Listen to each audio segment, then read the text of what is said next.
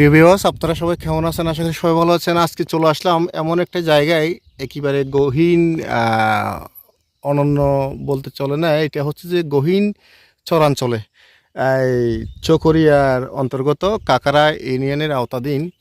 এখানে দেখা যাচ্ছে এটি হচ্ছে, যেখান থেকে আমি ভিডিওটি নিচ্ছি, এটা হচ্ছে মাতামরির চরাঞ্চল। আসলে বিশাল আকারে এখানে চর, আর চরের মধ্যে দেখা যাচ্ছে যে থামক শ্বাস প্রচুর পরিমাণ হয়েছে এবছরও। তাই ভাবলাম ভিডিওটি আপনাদেরকে একটু দেখাবো। আসলে এখানে অনেক সুন্দর জায়গাটা,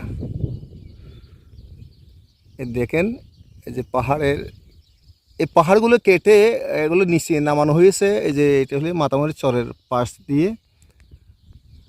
তো ভিডিওটি দেখুন, আর আপনাদের এই যে স্পটটি পর্যটকের জন্য কেমন লাগবে এবং ঘোরাফেরার জন্য কেমন লাগবে, আমার মনে হয় যে বিকাল টাইমে এই এলাকাটা ভ্রমণ করতে পারলে অনেক ভালো লাগবে। আমার অনেক ভালো লাগতেছে এই এলাকাটা। বিশাল এলাকার একটি চর। আসলে এটা চর হয়েছে, এটা হলো মূল মাতামহরের একটি মোহনা। এই যে উপর দিকে প্রবাহিত হয়ে নিচের দিকে গেছে নিম্নস্থানে। সেই মোহনার একটি টার্নিং পয়েন্টে আমি দাঁড়িয়ে আছি, ওখান থেকে ভিডিওটি করতেছি।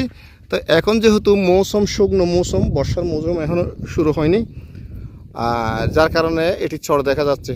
আর এখানে মাঝখানে ছোটো ছোটো যে ক্ষেত করা হয়েছে, যে বাদাম ক্ষেত দেখা যাচ্ছে। বিভিন্ন ক্ষেতের এই যে চরের মধ্যে দেখেন কী পরিমাণ তামাক শ্বাস করেছে। যে তামাক শ্বাস প্রতি বছর হয় একটি দূষিত পদার্থ মানুষের শরীরের জন্য।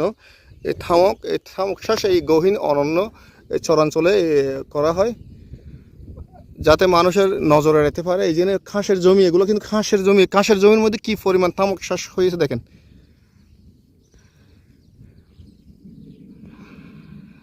তো প্রিয় ভিউয়ার্স, দেখতে থাকুন ভিডিওটি, বেশি বেশি শেয়ার করুন। আর আপনাদের মন্তব্য থাকলে অবশ্যই কমেন্টে লিখবেন। আসলে এই যে চরাঞ্চল, যে গহীন চরাঞ্চলগুলো, যে পরিত্যক্ত জমি, এগুলো হলো সরকারি খাস জমি। এই খাস জমিতে এই প্রচুর পরিমাণ এই যে নিষিদ্ধ থামক চাষ করে, যে এখানে লক্ষ লক্ষ টাকা হাতিয়ে নিচ্ছেন বিভিন্ন অসাধু ব্যবসায়ীরা, চাষিরা। তো আসলে এগুলো চাষিরা করে না, বিভিন্ন বড় বড় পুঁজিবাদী, যাদের টাকা একেবারে প্রচুর পরিমাণ টাকা, অলস টাকা আছে, তারা এই বিভিন্ন অসহায় দারিদ্র মানুষদেরকে টাকা লোভ করে এখানে ইনভেস্ট করে। এখানে বিভিন্ন নেশাদ্রব্য জাত সহ বিভিন্ন যে তামাক শ্বাস বিভিন্ন কিছু এখানে তারা ইনভেস্ট করে। এখান থেকে এগুলো করার পরেই তারা আবার বাজার গোপনভাবে বাজারজাত করে এটি। তবে এই সমস্ত জায়গাগুলো বাংলাদেশের যে ট্যুরিস্টের জন্য এটি উন্মুক্ত করে দেওয়া দরকার, যাতে জনগণের নজরে চলে আসলে এখান থেকে অনেকটা কমে যাবে অনিয়ম। সব ভালো থাকেন, সুস্থ থাকেন।